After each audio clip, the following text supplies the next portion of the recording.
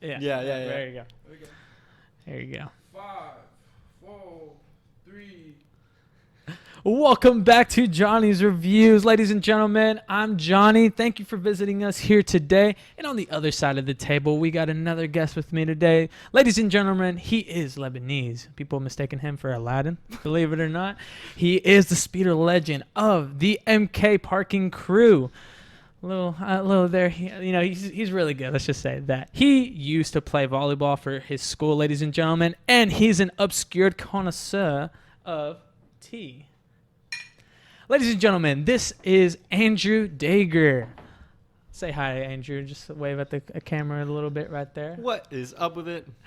Well, guys, here on this channel, we love to talk about a lot of entertainment, a lot of lifestyle. I tend to sprinkle in a lot of things that can help and benefit people in any way, shape, or form to better their lives, better anything that they can. And today we're actually just going to be talking pretty authentic about a lot of philosophies and just talk about some things that me and Andrew just tend to kind of relate with a lot more. So, Andrew, how you doing, man? You doing all right? I'm doing good. This is like car talk. This Not the podcast car talk, but like when we're driving home from work. Yeah. Car talk. Dude, and that's great because me and Andrew both work together. We work at MK Parking, and I mean that's from there. I can just say that's an experience. Am I allowed to swear on this? Huh? Am I allowed to swear on this? Yeah, you can. Yeah. Oh, cool. Johnny's my bitch. He drives me home from work every day. I let him in my car, and but now me and him became really good friends, and from there we just kind of blossomed into a good friendship. And I was like, dude, come on the podcast and talk, man. Dude, so just so you're Lebanese, man. So what do you like? When it comes to a lot of stuff that you do here, when it comes to holidays and shit, like what do y'all do? When it comes to what stuff? Like holidays and stuff. Holidays are normal. Like, yeah, we're Christian, like Lebanese. We're Christian Lebanese, so holidays are normal. We have Christmas. We have all that stuff. But the thing like that's really big here in Lebanon that like some places like kind of fall back on is that whole family aspect where it's like my mom's side of the family is like not as close, but my dad's side of the family, the Lebanese side of the family, wicked strong, really strong together. I say wicked because I'm from Boston, but dude, Boston has a really close knit like people from Boston. They're like, oh yeah, we all love each other. Just like what I'm saying, everyone's from Boston, but like the whole Lebanese thing is like everything is like communal. It's all about that community. If you don't have your community, you don't have anything. So everything you do, it's kind of like you want to bring honor to that community. You don't want to let people down in your community, especially like your parents, your siblings. You don't want to let them down. You always want to be that backbone for your community as well. See, that's like I'm not from the north, but I know like a lot of like tribal like kind of connectivity when it comes to your city. Like, oh, I'm from the Bronx, or I'm from Brooklyn, or I'm from Boston, or I'm from New York. You know, that stuff that's cool, especially because it grows a lot when it comes to baseball. And you told me you went to Boston Red Sox game. And shout outs to National Grid getting us those tickets. How was that? Was that like you could tell like everybody just goes there? Everyone's there. They're like, everyone's just like, you're either for the Red Sox or you're our enemy. Like that's the thing. Like you could be from different walks of life, but if you have that Red Sox jersey on, you have that red hat, you're bros with the person you're sitting next to. You can never talk to him before. You say, oh, you want a beer? I'll buy you a beer, man. It's like, all right, I'll take it. But it's so old, like the stadium. Like, wicked old. That's like everybody like who's an avid baseball fan. That's like their dream to go to Boston Red Sox. Yeah, see that green monster. Dude, I'm telling you. Did you hear what happened with Big Papi? Like, he got shot over there. Yeah, I did hear about that. Yeah, and I haven't heard, but he survived. But I haven't heard anything after that. But I mean, like that's the big thing. Like, if you were to die or anything, even still, like without dying, all Boston rallied about that. Like, there was like all these things where people. It was like the big thing in Boston because he's like homegrown That's Boston. What I'm saying. You know what I mean? He's been with us since the beginning. Like when y'all won the first one. Dude, that was crazy. He's been with us for everything. He was there when the Boston bombings happened. Oh yeah, and like he was really the spokesperson for our city. Like we had like obviously the mayor is amazing, but like what's it called? Big Papi. He came out in the stadium. He said, "This is our fucking city," and that I was like, remember that. that was like that gives me chills just thinking about it. Look at, I got goosebumps going right now. But you're not. Are you like are you a big baseball I'm fan? not a big baseball guy, but like that right I there. respect the Especially up north, like New York Yankees, Yeah. the Mets, and all that. Like all of those teams up there, man. They go crazy. They go hard. They go hard in the paint. I'm like, freak. Like I need to go up there. Like I've only seen like 3 or 4, like or three so far stadiums, but I want to go up there and just kind of. Yeah, you said you visit wanted right to there. see them all, Yeah, right? man, That's your yeah. goal. That's one of mine. And that's the thing. We were just kind of talking here, and I like that right there. I was like, when he talks about his race, and you're Lebanese, and I'll just dude, that's awesome. Like here, especially in Disney, like you meet a lot of people. Like for those that don't know, Ono is in the back. He's helping us too, and he's Samoan, dude. And the smallest Samoan. Exactly. But I've never would have thought I would meet like people from really different races until I got here. Like, Right, yeah. like, and that's, I'm not saying anything bad about Texas because I'm from there, but like, especially like just this city alone is just filled with just like people from all around the world, and that's cool. That's cool. Yeah. I was just like, Whenever I get my Uber, I mean, I'm not gonna lie. A lot of the Ubers here, Venezuelan. That's where Hispanic. they're all from. They're Yeah, all from they're all- Venezuela. No, not Hispanic. Not just Hispanic. They're all from Venezuela. Really? Yeah. Dude, Every Uber I've had, Venezuela. What's Venezuela, that one? Venezuela. The one that we were in. Oh, Nah, he was. I don't know if he was Venezuelan. Nah, he's But he's Hispanic. I you think he was guys just were Hispanic. bonding. Yeah, well, yeah. I was just talking to him in Spanish, bro. I was just like, dude, but that's Call me a gringo. prominent here. Those of you who don't know what that is, it's your wife. Sexy. No, but that's true though, because here, I mean, I've met a lot of Venezuelans, but I've met a lot of Colombians. Oh yeah, like that's another big like- one, Colombia.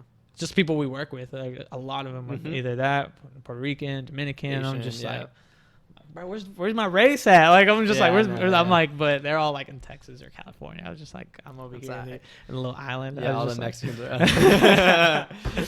No, man, but it's fun because I can pick up different dialects and stuff. And like you were talking about how you met somebody that actually knew like Arabic, and you Oh, yeah. and you were just kind of like oh, let me practice. Like that helps me practice. Yeah, like, here, yeah. Spanish for me. I got into it and I was like, you know what? He's coming all the way from his home, and Exactly. he was from Lebanon. I found out, so it was like that's like that. I just want to like make him feel at home because when I go there, they all speak to me in English. Yeah. So I want to be able to, when they come over to me, even if he's not my family, when he comes over to me, I want to like because everyone in Lebanon, that's and your they're cousin. scared, man. Like they're Yeah. just scared to come up to you. Oh just right, like, yeah, they're just as scared to speak English as you are to speak Yeah. Arabic. So even though like my Arabic sucks, when I went up to him and started speaking to him and like giving him my like broken ass Arabic, he was really happy to like a big smile on his Yeah. face the whole time. Now, and see that's the thing. Like for me anyway, when it comes down to like some of the things that I learn here is just even when you're having a bad day, it's like, dude, these people are all here because they want to come see the castle, and I'm like, but dude, there's some days where I'm just like, dude, I'm so tired. You want to just like like it's hard to kind of be so authentic sometimes. Where you're just like. Mhm. You're like, oh man, I want to help you, but sometimes I can't explain more than what I'm already telling you, and it just depends on like people from then on, and instead from that, like you mentioned that you also played volleyball up there. Yeah, Right. yeah. Played What- volleyball for a long time since the 5th grade. Like, was that the first sport you ever played, or No, was that I like- played soccer first. Like every kid, you start. I never played soccer, bro. Oh. Like I'm Hispanic, and I'm like never. I'd probably play with like ESL. Like I remember that was that one game I remember. So I your was dad playing. disowned you, or We were baseball fans, motherfucker. Oh yeah, It was like that's right. that's all. Like my dad played, my uncle played, my grandpa played. They all Yeah, were okay. big players in Mexico, and I was like, man. So Yeah. soccer wasn't. My little brother played soccer, but Yeah. everywhere around the world, soccer's king. Like, Yeah, literally. I played soccer until sophomore year of high school, but I was like, you know what, this isn't for me. I'm done with it. I wasn't having fun. It felt like a job to go like practice, go to games.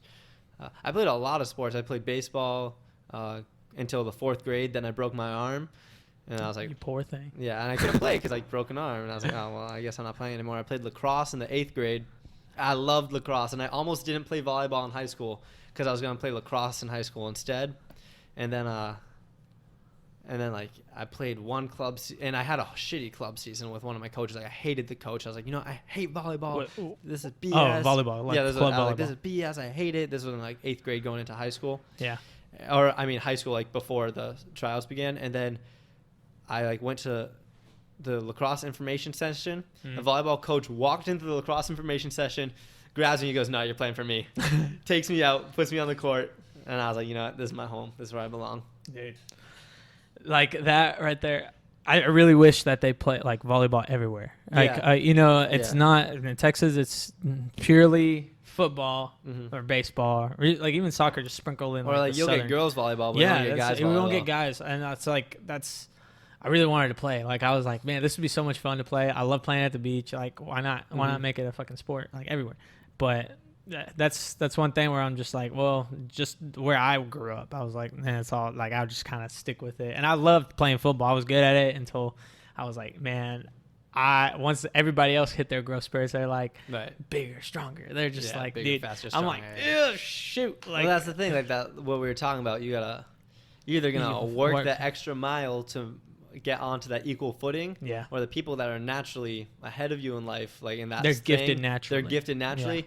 If you don't work extra hard to match them, it's like, what are you gonna do? Like exactly. where you should like play to your strengths. Exactly. You know what I mean? Like it's not an equal playing football. field. Right. Exactly. And that's hard to say, especially when it comes to like sports. One that would be one of the biggest ones. Like the market value of that, of just showing like if you're 7 foot, 6 foot, and you take advantage of like getting to where you are, you're naturally gifted at knowing that you can have a value in sports, and that's up to you. Like that's up to you to decide. And that's not even like the thing. It's like you'll see people and they're like, oh, well, I'm working just as hard as like, say I'm like working just as hard as you in I don't know what sport you'd be naturally good for. Your size. More like it would be probably baseball, dude. Most of it, like Hispanics are pretty short, but right. Well, we'll say like for I don't know if this is true, but we'll say for whatever reason,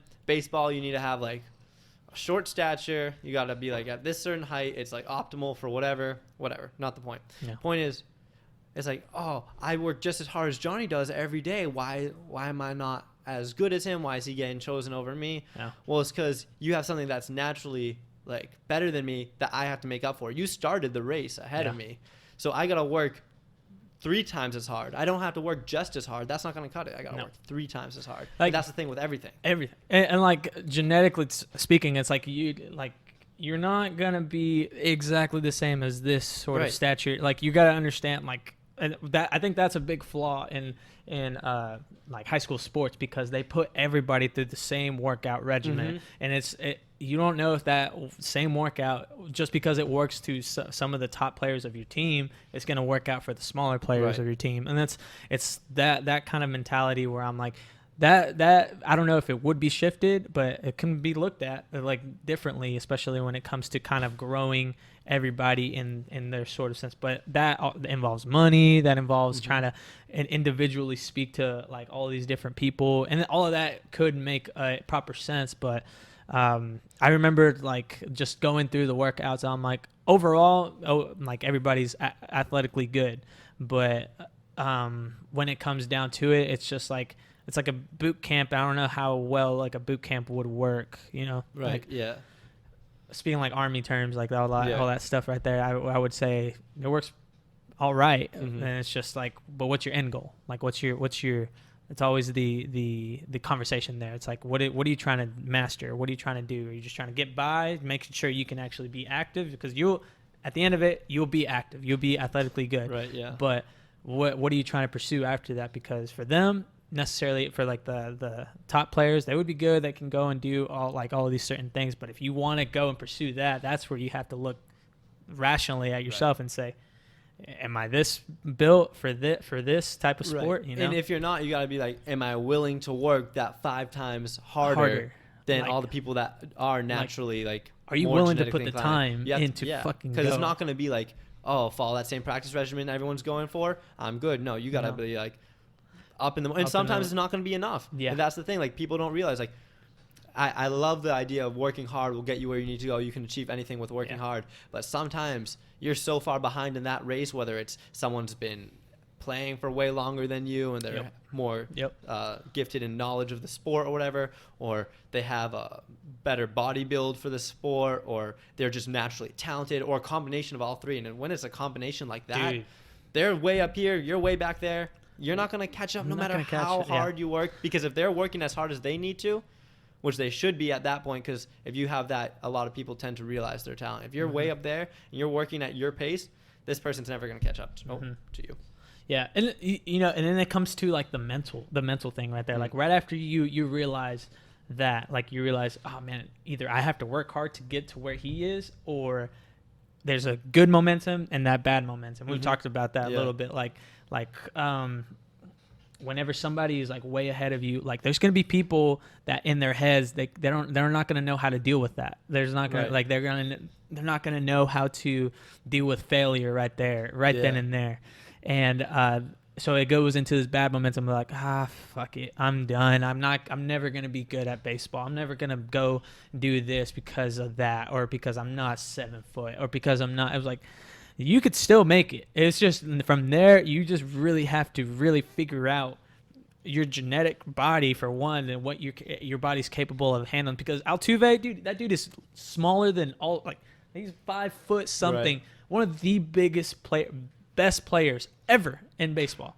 And you know, that just says like height is not going to matter. So what does he do to alleviate that? Get all the other things that he's like. He has a strong arm, strong bat. He can go up there and literally deliver at clutch moments, and that's something a rookie 7 foot can't do. Right. So it's like stuff like that. He has a lot of stuff under his belt, but he got to work for that. He wasn't as good right there to realize that like maybe it's not going to be as good, but he had to start somewhere. He had to start like initially be at the place where legends are, and that's where I'm like, oh dude, that says a lot, right, for me anyway. But like, you mentioned a lot about failure too, and I'm a king of failure, dog. Dude, and I think it's good. It's good. Yeah, big time. It's good to realize like what you're to fail, keep failing, and keep doing all those things. And we talked about that a lot, honestly. I think that's why like we kind of like, yeah, dude, this is like, I'd rather try everything I can try and fail at every single thing I do and say, you know, I've had that experience, than regret never trying it. You know what I mean? Mm-hmm. It's like the biggest regret you can, because I never want to have my regret in life be that I didn't do something. Mm-hmm.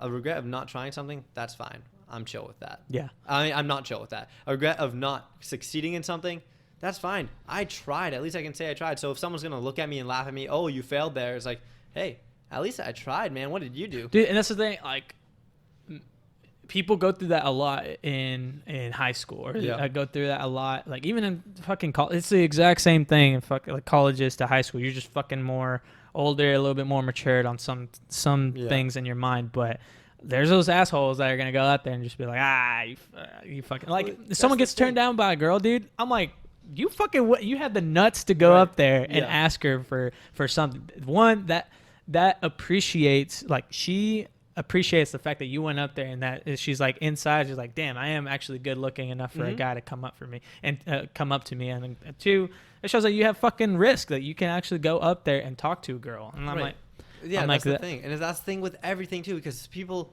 love to watch other people fail. Yep. You know what I mean? People love to watch other people not succeed, because then they're like, oh, look at me, I'm doing successful, but I'm doing successful doing the bottom line. And I could go through life, I could do the bottom line, I could live my life at the bottom line, whatever. But that's not a life fulfillment. Like, that's not a fulfilled life. A fulfilled life is like doing all the things you want to do, trying all the things you want to try, going at the end of life, looking back and be like, hey, I tried everything I wrote down that I wanted to try, and even if I failed at every single one of them, I have those experiences, and I know how to learn from failure, because that's the big thing. You can't learn from failure if you never fail. Exactly.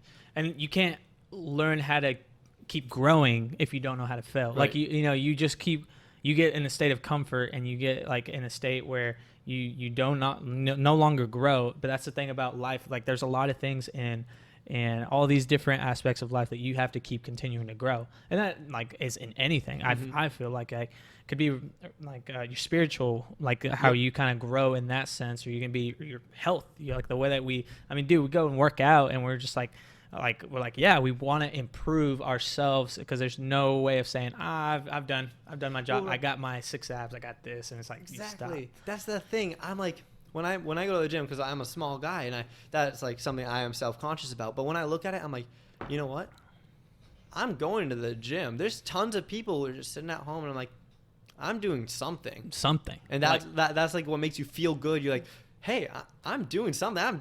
I'm making my life better. And that's, dude, like that mindset is hard to overcome when it comes to like a lot of societal things that kind of like get thrown at you. It's like when you want to be like, you want to kind of pursue these risks, like you want to pursue all of these things. Like entrepreneurs, man, they get a bad rap, or like they get a sense of just discouraged because like other societal places say, no, you got to get a 9 to 5, you got to go do this, you got to go do that. And it's just it's like, dude, are you gonna love yourself enough to actually just say that I love what I do? Like there's people that don't like what they do, but they just go to their place of work. They just go and just like they want to get the money just to put the food on the table. And I'm not saying that's not fine. I'm just saying, like, there has to be a certain line where like our time is not going to be on your side sometimes, and that's the thing where people have to know how to time manage. Yeah. I don't know. Like, well, there's some things, like I was reading this thing, and this guy, he has a notebook, and he writes down everything he did during a day, and he would write down how much time he spent on social media during the day, and everything he did in his free time, and blocked out everything. Because you're always like, oh, I have no time. And the people that always say that, man, I'm like, you just don't know how to time manage, bro. Like, you look at the time you have like 7 hours free sometimes where you're doing nothing, just like chilling, relaxing. Even if that time comes in between places, if you manage that time better, 7 hours, you could learn a lot in 7 hours. You spend 20 minutes a day, you could learn a lot. Dude, where's it at? Like, this alone, like, you realize how much time you spent on technology, and you look at like a kind of like a little circle, thing that shows you, okay, like a little graph that shows you, and this is how much you spend on like on your phone, on technology, and you realize like, holy shit, like how much time am I fucking spending on the wasted minute that you pick up your phone and you're like, oh, let me check that tweet. All right, put it back. That's it. All right, 30 seconds, but you do that like, what? How many times a day? How many times in an hour? Not even a day. And, and like that's the thing, like whenever we started talking about like languages that we wanted to learn and stuff like that, and you literally can, instead of like picking up your phone and you accumulate all that time that you can spend 20 to 30 minutes trying to learn a new language. Yes. That's literally what we were doing. Like whenever you're on your notebook, and I was just like, that literally motivated me to start doing that. Yeah, too. So you picked up Duolingo. And I was just French? Like, I was like, dude, I knew French. I knew how to like sort of like 3 years of it. I was like, I want to learn it again. And I think it was just like good momentum when you have people around you that actually can push you to go do certain things that can actually tell you, fuck, I can do a lot more than what I thought. Like whenever I was still here, and I was like listening to you talk, and I was just like, dude, he's gonna go to places no matter what anybody says. I'm like, how many times he fails, this dude is gonna keep pursuing, because his mindset is in the right place. And I think a lot of it has to do with mind. Like, people forget that, or people forget like how to nourish their mind, and that's a big way, because now everything is going so fast in our way of life, like American way of life, that it gets tough to kind of just sit back, relax, take a breath, and just reclaim all of the thoughts that you wanted to think about, or like, and people get into a state of depression whenever they can't control the thoughts, or their thoughts are just running. And I've seen a lot of that. I've seen like a lot of people with anxiety, or seen a lot. I mean, I've been through that also. But the reason for this is just to help people kind of look at things at a different perspective. Right. You know, I don't know how, like in the city, like especially because I am from where I'm from, it's really close. Country boy. Yeah, dude, it's a little Cleveland, Texas, and I would kind of put a little. shout out there. But a little small town that I'm from, it's just like you don't get a lot of the fast pace that you do maybe up in Boston. Like, I mean, I'm not directly in Boston. the more suburban. Suburbs of Boston. But like, no, the lifestyle. Well, I think first of all, the lifestyle in the north, everyone's on an agenda, and there is nothing getting in the way of their like. Right. You're not gonna make eye contact walking down the road. Someone says hi, you're like, fuck you. Like you can just like what the fuck, like no, and that's the thing. Like when it comes to Texas, dude, like, oh, you okay? Are you? Yeah, like, you're gonna stop and talk to someone for an hour on the street, dude. Literally, it's like that southern way of kind of talking. It's kind of like a factor of like how much we would spend time to have like an attention for somebody, which is I completely am grateful for. I'm completely grateful for the amount of the amount I give to somebody, the amount of time, whether that be time or the amount of money I can give to someone, and be okay with that, and be like, hey, yeah, this is gonna help you out. Do your thing. Like, people just either want them to listen or do whatever. Right. You know, I don't know how it is up there. Like, but here, it's a little bit more fast paced. Just like a little bit more. Yeah. Like people want to go do things, and I yeah, love. Orlando has that fast paced feel. Yes, and I mean, especially at Disney, you try to talk to a guest.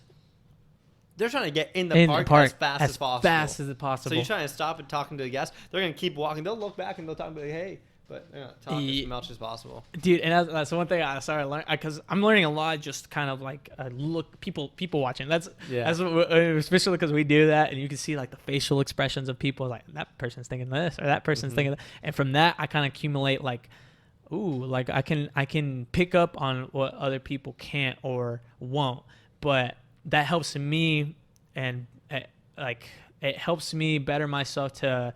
When something like that does happen, I can go and help somebody, or I can go and do something for that person, or like, hey, do you need some help? You look like you need some help, or hey, you look like you're lost, or hey, like, do you need like someone to talk to? Are you having a bad day? How are you doing? Like, kind of just all that stuff.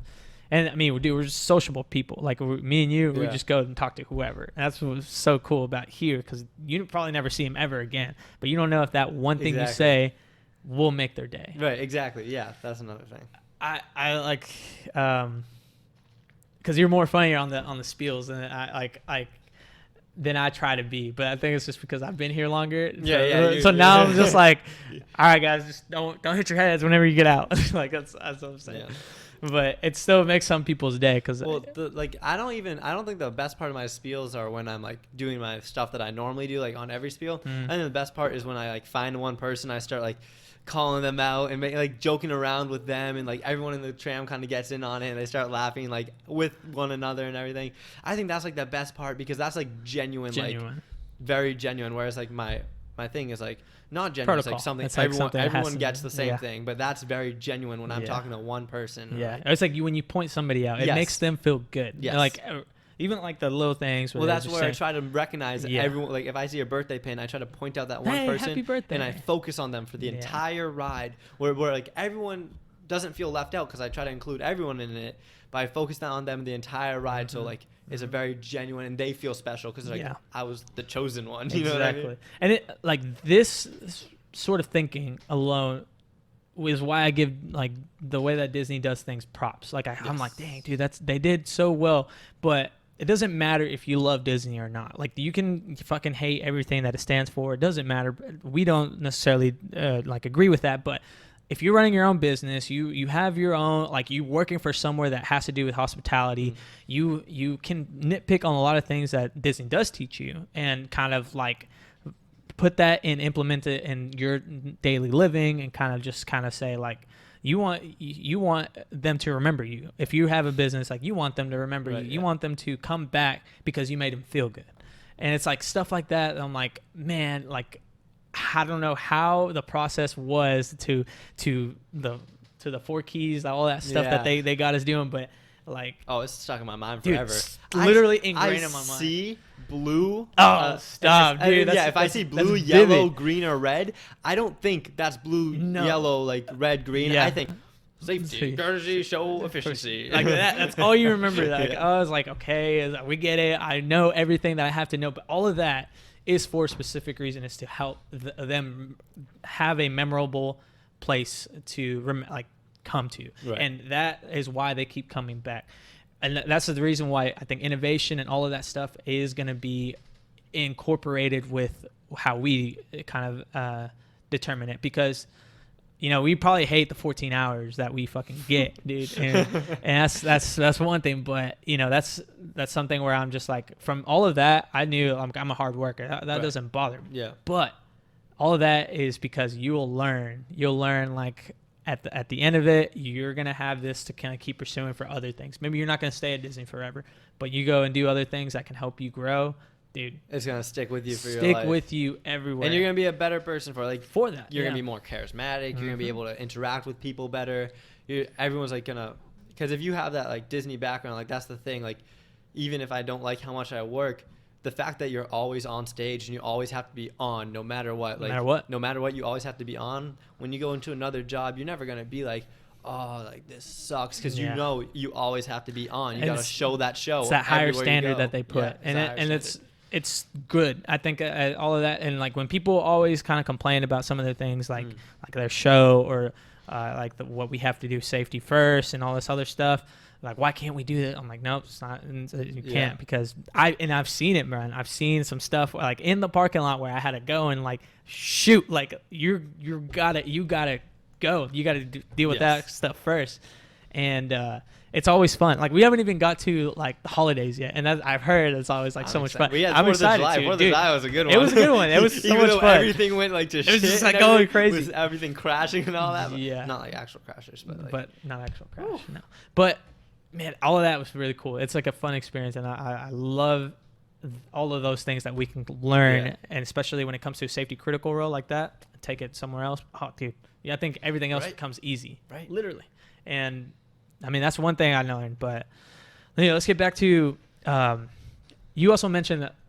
Let's switch up the little topic here, but a lot of the stuff that we talk about is like technology, and we talk about. Wait, don't I get to plug myself? Yeah, you do. You do that at the end. Oh. Yeah. You get to plug it in later on. Why, do you want to put in your streaming thing? No, your Twitch or something? I don't have a Twitch. I wish I had a Twitch. My boy has a Twitch. He's my cousin, Gabzag TV. Go follow him. Counter-Strike, Fortnite. Not Fortnite. What's the one that's not Fortnite but is like Fortnite? Fortnite came after it. No, it was also one of the big ones. PUBG. PUBG, that's the one. PUBG. I was like, he plays PUBG all the time. Gabdags TV. He smokes hookah while he plays. He's 100% Lebanese. You hear him talk. His accent. You're getting that full authentic experience. His beard. Has his cats combing his beard for him. Dude, that like alone, it gets you to like realize how much gaming technology has an influence, because dude, there's already people making money off of it. There's already people just are literally celebrities, and already gonna have esports coming out. Like, I think they're already here. They're already big, but they're gonna get bigger.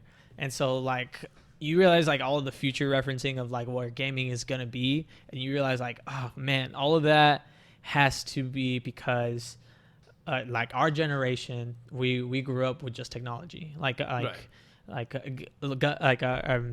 manager, like our coordinator, he was telling me, he's like, because he was just explaining to me like, he's like, back in my day, like, you're probably not gonna know what this thing is, but there's this thing called a phone book. And I was just like, Gus loves to make it sound like I'm like, dude, you're almost the same. Like, you're like 40 max. Like, I think he's 30. I don't know, but like he was just like kind of explaining the infancy of where technology was whenever he was trying to get to. He's like, dude, when the World Wide Web and like computers came out, that was a big thing, and I don't think we've fully acknowledged that, but also appreciated that. Oh yeah, we take it so for granted, bro. I remember I would go to my friend's house.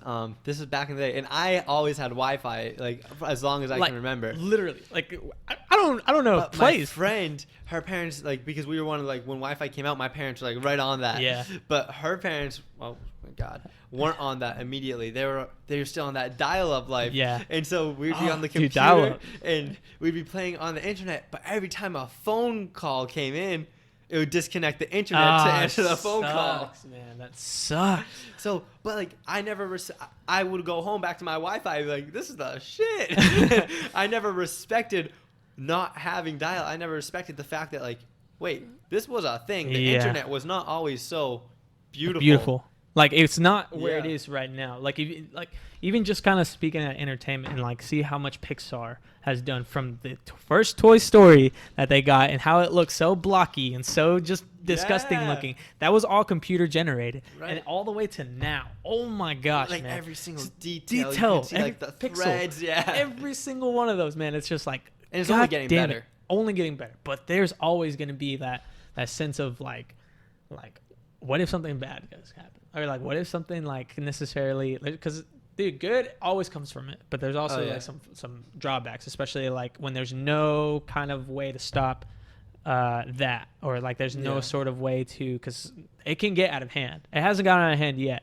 but like when it comes to technology on video games, I think VR that's gonna be big. Like That's gonna be huge, and like it could get out of hand because you know what I mean. People are gonna start not wanting once you're to in VR, like virtual reality. If you get like someone in an MMO, RPG type game, right. like where you get to literally live. Keep a in mind, different I life. don't know a lot of these terms because I kind of let go of gaming after like All right, 2016. I'll- I'll explain it as like MMO, multi-million multiplayer. Mhm.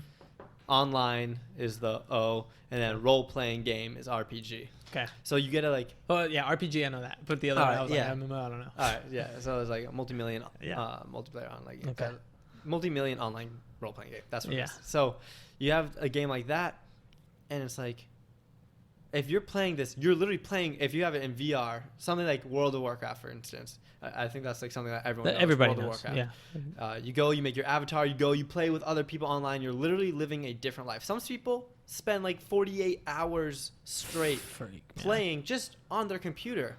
Now think about that when you get that immersion experience where it's literally like, this is your life, you're living this. What are you going to need to do other than eat and drink? Piss. Right? Yeah, exactly. Like that. That's it. The bottle coming right Yep. there. What are you That's- gonna need? You literally will not have to get up, and people are gonna get sucked into that. So I think that's a point where it can go too far with like Mhm. VR, because VR is really cool, but then it's like you could literally get like stuck in the simulation. You know what I mean? Yeah. Yeah, and it's like oh man, what was I? Ready Player One. You remember? I don't, have you ever seen that movie? Mm-mm. It's like the one that Spielberg made. It was like the kind of like 80s. We'll watch it sometime, but it's a really good movie. It kind of talks about like how much the world goes to shit. Like but everybody's living in the virtual reality of Is that based on that book? yeah Yeah, Ready okay. Player One. Yeah. And yeah, Ready Player One. Well, But- I was thinking, I was like, why does that name sound familiar? I was like, did I read a book like this? And I was like, Yeah. And so from all of that, you just kind of see like we forget about everything that we're doing, or to the earth, or like everything that kind of comes as a backlash when you're in this freaking other world and you just don't care. But you're just gonna when you Yeah. go back to the real world, it's so shit. You don't want to stay there. Right. So So why would you when you have what- this better world? And that we're still in the infancy, like that and that's Right. I'm gonna keep saying that because like this will massively get big. Oh yeah, we're Like, nowhere near like any of the stuff that no. we're talking about. No, Like, no, we're heck nowhere no. near any of that like full Like- total immersion. But all of that will accumulate with time, with a lot of people loving this, Yep. a lot of people doing this, that like that's why I love talking about like self-help and I like talking about this, because there's a state of balance with everything. Mhm. And if you can't control that state of balance, you're going to have an excessive mindset like a drug addict would. And just very want gluttonous mindset where yes. you just want more Want and more, more, and and you you don't just- realize like when is too much excess. too much. Like when we go hunting, people, we kill more than we need to. Right. Lions, They kill when they're hungry. What they need to. Yeah, exactly. They kill whenever they're like, "Ah, my body is fucking like Yeah. they don't kill more than what they need to. Right. And that's that like I think I saw that in like a motivational video or something like where they kind of talk about that. But it's like that shows you, because not philosophy, but the way I think is You that love we're that minimalism. yes. So I don't need a lot of things. I just need the things that get me to point A to point B to kind of get the sense of like, okay, but the social status that you get from everybody else, having a lot is what we grew up on. It's what our parents necessarily taught us, is that like all these things are going to show you that you are king, or you are socially inclined to keep going in life. And that's not true anymore. I don't think that is necessarily true. And I think a lot of people are going more minimalist, but it's also because we have to be like, people are realizing resources do in fact run out. Yes. The world is not infinite. No, it's not. Like, I don't know, Thanos comes in mind when it comes to that show. It's like, this world is finite. Everything in this is finite. That's exactly what I'm thinking. That philosophy is great. It is. Sometimes when I watch that movie, I'm like, fuck. I'm like, he has a point. But that's what makes him a good bad guy too. But keep going. Yeah. Well, because like that, he's one of the bad guys that you can look at and be like, is he a flawed hero?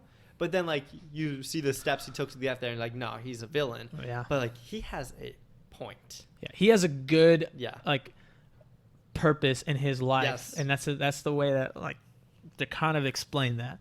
And when I talk and I kind of do movies like this, I want to bring out the human in the characters. Like I didn't get a lot of that because we talked about Spider-Man, but I didn't get a lot of that with that character because it seemed very comic booky. It seemed very one-sided. Yes, and it's like you can feel for it, but you feel for Spider-Man. You feel the way that he is, and I love talking about that because it's like that's how you make people feel. That's how you make people kind of like want to have feelings for this character, and that's all cool. But people just go either for the action and either this. I just love breaking it down to like tidbits like that. Well, right, and that's like something that like comes in. I don't think so. There's like a lot of the video games that people play.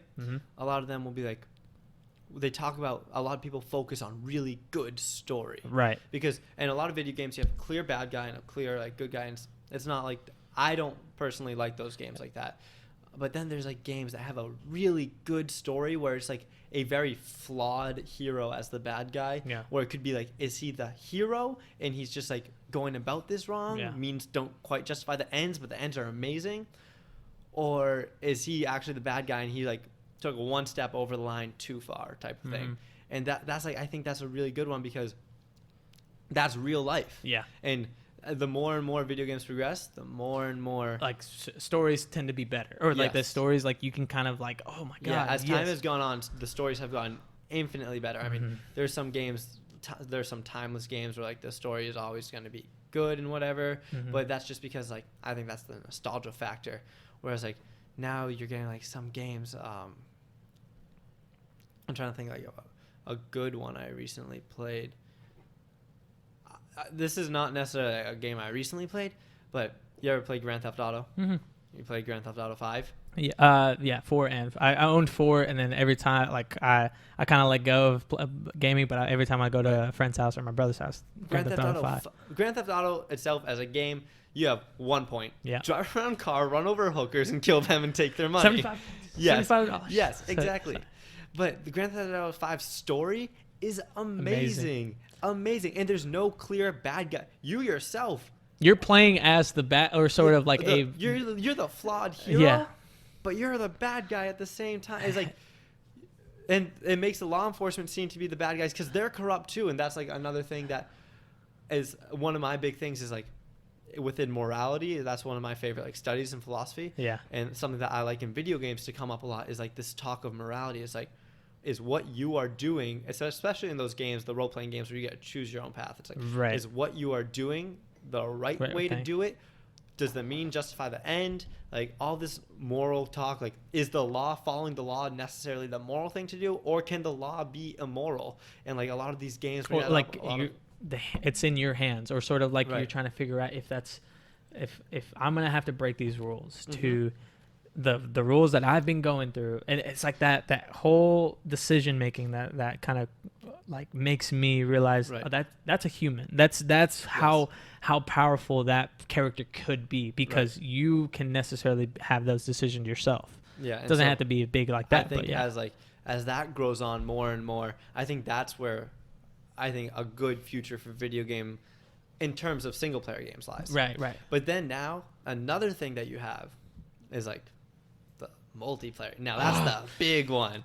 Esports. Boom. Because we're talking about VR and all that stuff. Yeah. It's kind of like single player, or kind of like I think a lot of the good stuff with that will be Yes. single player immersion or RPGs. I think that should be the focus for VR. Yes. But I think another like focus that you gotta look at is esports. That's the big one. That's something I'm really big into. And when you were telling me that, I look at it, dude. I just have this kind of like statistical mindset, like, dude, that is gonna be big. Like it is flooding, dude. Big like MVP players alike are kind of investing so much money in this because they know that's the market. Like that's where it's gonna go.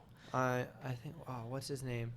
Rick Fox. You know Rick Fox? Yes. He made Echo Fox Gaming League. Dude, see, because he knows. But when you try to create like that, and you know like it's gonna get big, people are gonna flood because they like the energy, the passion, the way that like it's branded. But that because he started it, dude, he's gonna be one of the big top guys later on. And as more big names get in, because like before you used to have like.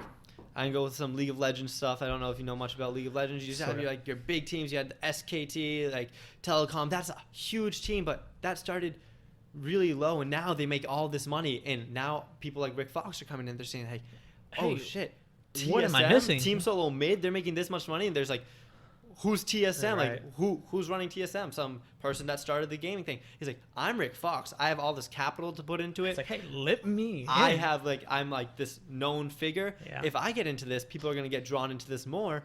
Like Echo Fox is already it's a relatively new org. It's already a very well known org, and players are gonna recognize, like the top players are gonna recognize, hey, you know what? So like you have your teams, like I'm saying, like TSM, amazing team from North America.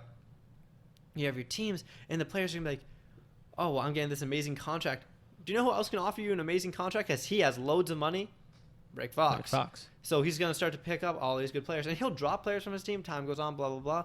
That's just like an owner. Right. He has but to the thing is, like, as people see this, as more and more like of these very influential people get into this, because they're gonna see Rick Fox's success. Right. They're also gonna look at TSM and be like, that's huge. They're gonna get involved in it. They're gonna look at Cloud9. They're gonna be like, oh my gosh, like all these people, this no-name person. There's this Melee player. I play Super Smash Bros. Melee very competitively. There's this Melee player, Mango. He plays for Cloud9. Dude's making a killing off of Twitch, streaming, and all he has on his stream, Cloud9. He's plugging Cloud9 all the time, always representing because they're his sponsor. Right. So more people are getting to know like who he is, what the company is doing, who's Mango, and then through the players, who's the company. And it's like, oh, because I was only into Melee at first. Yeah. And then I was like, oh, Cloud9. And then I found out Cloud9 versus TSM is kind of a rivalry. And I was like, wait, a rivalry in what? League of Legends. Then I got into League of Legends. Then I started looking. I was like, oh, there's Dota 2. Oh, there's StarCraft. All of these different ones that are blowing up. And I think it's very easy to get into a snowball effect with that. And as more and more people get into that, that's gonna get huge. An avalanche. That's literally what you're gonna say. Like I think, and I'm like, it goes slowly. Yeah. It starts picking up, and then you got floodgates of fucking people that are gonna see. And that's kind of going back to the way that people think. I have been hearing a lot of people younger, maybe like from not even like haven't hit 20 years old, like 18, 19, 17. What they want to do is fucking game like that, like.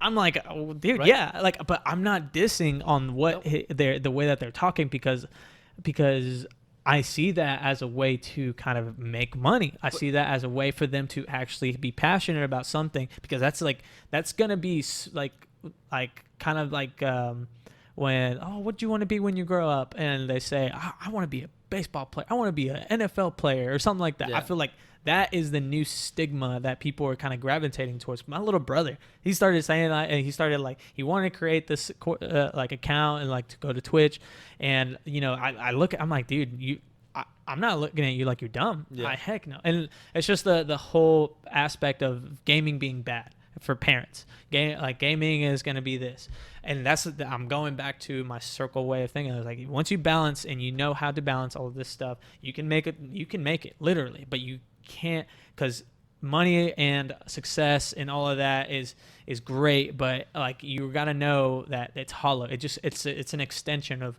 it makes you who you are. So if you're not a good person, you're just kind of going left and right with a lot of things and just kind of like whatever, fuck people, this and this. It's just that is going to make you more of who you are. And shit, like that's like, oh my god, like I don't, every time I do listen, like hear any of them talk like that, I'm like, fuck, bro, like that's because something. you can't disown. No. I mean, years ago when we were kids, you heard that this guy's a clown. Fucking clown. Mind if I pull up my phone real quick? Go ahead. This is to find something. No, yeah, something. Go ahead. Right. Keep in mind, we are drinking tea right now, guys. Tea is actually very delicious for you, it's really good for you, very delicious. And I'm a big coffee drinker also, but I started extending myself to tea. And the tea connoisseur of tea that is me. Got me to drink this too. All right. I had some. Get this. Ready? Go. I'm just gonna read like one player, the top earning player in esports. You got to keep in mind though, this earnings is from tournament winnings alone. Not advertisers, not not advertisements, anything, yeah. not Twitch, because Twitch you get a lot of You get a lot, subscribers yeah. and you get a lot of this. $4,235,426 yearly. That's his tournament winnings total. Fuck, bro. And then he's still getting all this year stuff. Let's see how old he is, though. That's the thing. That's where you kind of like differentiate, because there's no sort of like this is more thinking and visual hand-eye coordination shit like that. There's no physical involvement with any of that shit. Guess his age. 19. No, that all right. Close. Yeah, he's playing Dota 2. Dota 2 is like if he's our age, and I'm still gonna be blown 26. away. Fuck, bro. Already a millionaire at 26, just off tournament winnings alone, and then there's sponsorship. So yeah, so he's making like another 10 million off of that, just depending on how big the sponsorships are. I don't think I've ever seen him stream. I mean, I don't follow Dota streaming too much. If he gets 1,000 subs, I mean, Mango, he's a relatively big Super Smash Brothers player, but in terms of like Super Smash Brothers, very small community. Right. There's like League of Legends players will have a lot more subs than Mango. Mango has 6,000 subs. He's making $3 per sub per month. Dude, making a lot of money. Dude, that is insane. Like I'm not. No, actually, he hit 10K. He's Mr. 10K now. Yeah, he's in the thousandaires. Yeah, he's making $30,000 per month for 12 months, just for doing something he loves. Like over like $300,000 a year streaming. Yeah. And then think about it, that's for a smaller streamer. Now, big streamer with a lot of subs. Fuck, bro. Like, and that's not like, is that just the market here in the U.S.? No, that's the thing. Fuck, man. That's like, the thing. You get like, international, and that's what I'm saying. Like, a lot of the players or a lot of the e-gaming community came from the like overseas. I think it would be like China, Japan, Japanese. Like SKT Telecom. I'm pretty sure that's Korean team. Korean, somewhere. Yeah, Korean. It's huge. And it's like, because whoa. you look at these things, they're a lot more progressive in their thinking. I think when it comes, I do agree with that. When it comes to technology and video games, like it is not as stigmatized here. Video games, it's like over there as it is here. It's more appreciative over there. Here, you play video games, you're a nerd, you're a loser, like you don't do well that at least what it used to be. Like you're lazy, you don't do like hobbies, you don't have sports, like you're just like not like you're not gonna go far. It's a waste of time, a waste of life. And I still have my dad telling me, like, when I'm playing Melee, I'll be like, yeah, I won $300 at this tournament today.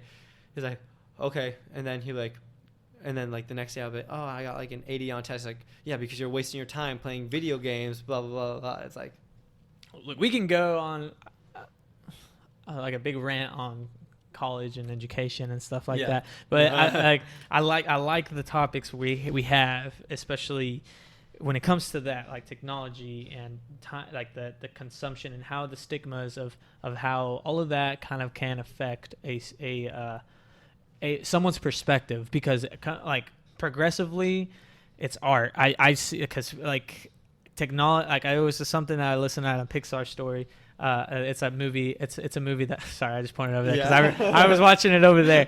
But it's like this documentary that's on Netflix, and it's called A Pixar Story, and they kind of talk about how sort of art and technology kind of go hand in hand with it. It's like a symbiotic relationship that art tends to feed the realm of how much technology can help the art, and like it's like it keeps kind of cycling that way because it keeps improving itself. It keeps improving it, and from Pong, or I think that was the very first video game, sort of like it's one of the early ones, very early ones, to like the Atari, to Sega, to Nintendo, to like Xbox, PS4, all of everything that you can possibly think of, to all of the computer gaming, dude.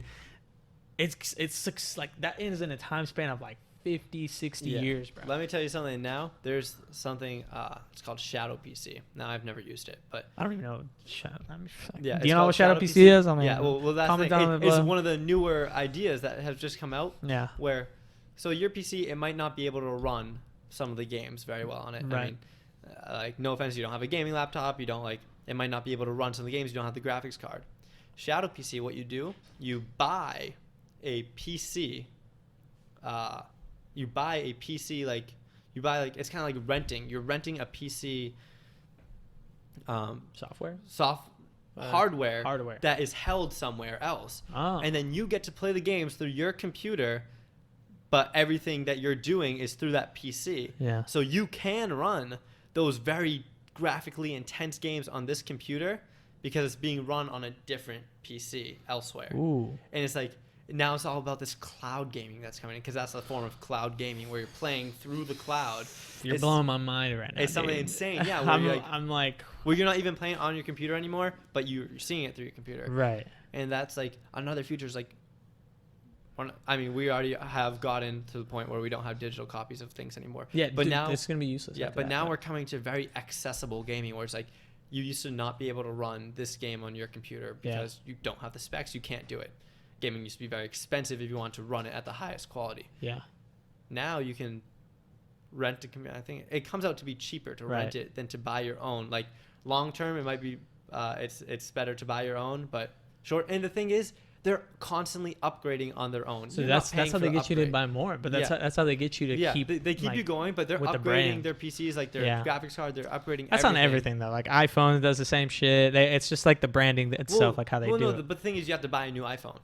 You don't have to buy a new subscription. Your subscription, $35. Also, it's just software that they kind of. So it's like the iOS, how they keep.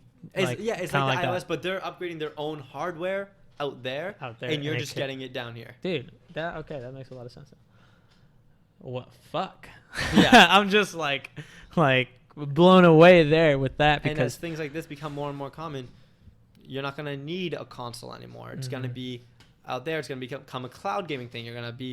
Your console is going to be constantly updated on its own. You're just going to need to buy the games and hold that console subscription. Then that's the. I hope. That's where I wish it would go. The console of all time. Like, you're never going to need anything else. There's no, like, the PS4, PS5, Xbox One, 2, 3, 4, whatever. But like they go and they make that one specific box that is the master, like Pandora's box, every time you use it, and it's just like, oh, did you not know, like, it's gonna upgrade here in pretty soon, and that's gonna be like, oh, did you get the new upgrade, or oh, did you get the, like, I just feel like all, like, the way that people are gonna already be talking about it once it gets to that point. Yeah. But fuck. Well, it's like when you build, because PC, I will say PC is way ahead of console. It's like when you build a PC, you don't have to buy a new PC every time you're on a new part. Right. You can get a new graphics card throughout the old one when the new upgrade comes out, and I think that would be really cool. Something that if that went to console, that'd be really cool. Where you could, hey, like, it does not have it can't support this game because for whatever reason doesn't have the right what's it called? There's a term. I can't. There is a term. I don't know. It's lost. It was, like, the term. It was something that came, like, revolutionary with Skyrim. Like they I fucking love Skyrim, bro. Why'd you bring up Skyrim? It's like the 5 pillars, but it was like the ice pillar. I don't know what it was called. Are you talking about from the story or no? Okay, from like the software type thing. Yeah, okay. But Bethesda is up there. I love Bethesda. They have an amazing story in their games. Storyline. Yeah. I love everything. Man, I played hours, bro. literally fucking like days. That's the thing. Remember how I was talking about morality and everything? Yeah. When you're on top of the mountain and the Highbeards tell you to kill the dragon. And you're just like, I don't know. Because that dragon's your boy. He was helping you out. Not Alduin, but the other dragon. I think Parthax is his name? Parthax or something like that. With double AXX or something like that, dude. The Highbeards are like, oh, you gotta kill him, blah, blah, blah. We should have the power of the Thu'um to us. Like, that's us. We can do this. And it's like... you just literally turned me away from, like... everything I just literally, but it's like from the Civil War that they got you to go like Imperial, the Stormcloak, all it kind of accumulates to the high Greybeards kind of telling you, listen, so we have the power, kill that motherfucker because we can't like it's like, oh fuck, I don't know what to do, and it's just like that thing because you're making the decisions and you're making the kind. That's what Skyrim and Bethesda do so good in their storyline, man. I remembered days every time right after practice. I wouldn't even go to sleep, bro. And then like right after practice, I get home. I don't even do homework. I just go and I'll just go back to school, got fucking workouts and whatever we have to do in the morning. Go to school. Fucking go back to home. Skyrim, dude. But think about that now. Think about if Skyrim VR, you're totally immersed. You are the Dovahkiin. Honestly, that's the one thing I am waiting for. Is what like I think Elder or not they're coming out with, is it Morrowind? But I don't remember where they're gonna go. I don't think they don't have a name for it. Yeah, I'm pretty sure. Because it's gonna be another 6 Elder Scrolls. It's gonna be the 6th one. Yeah. And I cannot wait for that because I vividly remember Oblivion. I was introduced by it after Skyrim, and I went back and I played, and I love the stories of everything there. And then I went to Skyrim again, and I was just like, I appreciated it a lot more right after that. And then going into like, oh man, I'm just gonna restart, create a new character. That's like more time, and I'm just like, I have this avatar to this avatar. That's the thing. You have endless. That's like an RPG, right? You have endless. That's your new life. It's so like. You ever played Legend of Zelda: Breath of the Wild? Have you ever seen it? I tried to get Legend of Zelda, but I think it was just because it was, either in handheld or it was like 64 whenever Legend of Zelda. The new one. But for the Switch. You haven't tried it. I'm just saying, like I've never been into them because of those reasons. Dude, because it's like a Skyrim, but Legend of Zelda Skyrim. It's amazing. I love that. Dude, I don't know, man. I'm pretty stuck on Skyrim. Yeah, like Skyrim definitely top game I've played. Legend of Zelda Breath of the Wild. And I'm a big Legend of Zelda fan. I'm a big Nintendo fan. So but Legend of Zelda, I think I just kind of have to maybe get into it. But I know if I go into it, man, like I won't come out because I'll end up freaking loving it. And I'm just like, shit, should I open another fucking door and just try to keep going? Because either I'm already kind of like time managing as it is, and then I'm like, I'm gonna have to make time to fucking do that, and then that's gonna be stuck in my mind. Like I'm gonna have to go. Well, I didn't go through that level. I need to fucking finish it. Or shit. Like I'm just kind of having this inner conflict right now, just trying to figure out. Well, and that's the thing about single player games. It gets you like it's your inner self that you're playing. Like because honestly, you don't have to be good to play video games, right? In single player mode. Now. Oh, but you got other people you got to deal with. Like you got to. Are you talking about like that or what? Well, like you don't have to be good like to play in single player mode. You can have your friend shit on you because like you're like, oh, you died there, huh? And you're like, yeah, fuck you. But if you go into like a competition setting, like I'm gonna use Melee because that's my thing. It's a fighting game. It's with all the Nintendo characters. They fight. That's what it is. And you have your traditional fighters where it's like Street Fighter. Yeah. Everyone knows Street Fighter is your traditional fighter. It's like the kind of like, okay, y'all two go up against each other. One player two. Combos and things. And you play that as a kid and you hit the buttons as hard as you can. And you hope to beat your opponent. That's still pretty fun. Yeah, it's still pretty fun. And you can still do that. That's the thing. That's the thing about fighting games that I love. You can still do that and it's all there. But then now, like, when I play a fighting game, I'm not looking, like, to hit the opponents. I'm looking, all right, what true combos into something? Like, what mind games can I play to make my opponent do something? Like, hit this button. Oh, or something like that. Right, what can I make them do to want to like try and attack me here? Because in Melee, I think it's a lot more fluid than other fighting games, so I'm gonna stick to Melee. Where it's like I can dash back to make them whiff their attack, and then I can go into a whiff punish. Whiff means like miss. And then there you go. Whiff punish, and then whiff punish is like there's fighting games are split up into frames. Yeah. 60 frames in a second. Mm-hmm. And like you have 4 frames, so like 1/4 of a second. No, sorry, 4/60th of a second Okay. to punish that move. Punish is to like get your own hit in. It's like a counter, pretty much. What? It's like a yeah, counter. a counter, like Yeah. a counter. You have a very small window of time, but because you baited them into that, doing that, you're ready to it, and it's like that's something that I love about those games, and that's like a big thing with a lot of esports where you're playing the mind games. I think every esport game is a big game of chess. That's how I look at it. And chess has fucking 1,000 ways, 1,000,000 ways of fucking winning, So far they have not found the maximum number. Shit. And then I'm just like, they've been running computer algorithms on it for so long. Because if there's a maximum number, then you can find a hard solve for the game. Don't quote us on this because we don't really know. But a mathematical solve for the game. Yeah. Like Connect 4 has a mathematical solve where if you start on turn 1, theoretically, if you played every move perfectly, you could win. So like you countered everything that your opponent did perfectly, even if your opponent doesn't play perfectly, you can win on the 41st turn, which is the second to last turn of the game every time. If you start in the side 2, then they can win if they play perfectly. But those are like different results, different outcomes that you can. So it's like there's always different ones. There's over a trillion. I don't know the difference, but it's mathematically solved. Yeah. But chess still hasn't been mathematically solved, and that's the thing. Video games, like Melee, will never be mathematically solved just because everything is so fluid. It's more about what you're doing up here, and like your interactions are endless. It's endless interactions. So I think as that goes on, people are going to start to respect the amount of mental fortitude that you have to be able to succeed in these games. Fuck, man. I'm learning a lot right now because a lot of this I kind of let go after Skyrim, but I played Skyrim for like 4 or 5 years afterwards, and I'll just still remember. But, dude, we're going to get back into this. You're going to be back on involved because there's other like aspects of technology and stuff that I love to talk about. But I mean gaming, especially because you're a gamer, and I'm like, all right, let's see if I can try to connect in some sort of way because technology does help a lot. And but there's like the terminology in that. I'm kind of like, we'll say that for another one. Yeah. But dude, thank you for having on, man. Yeah, for real. Thank you for having me. I love being here. You're my boy. Johnny's my boy.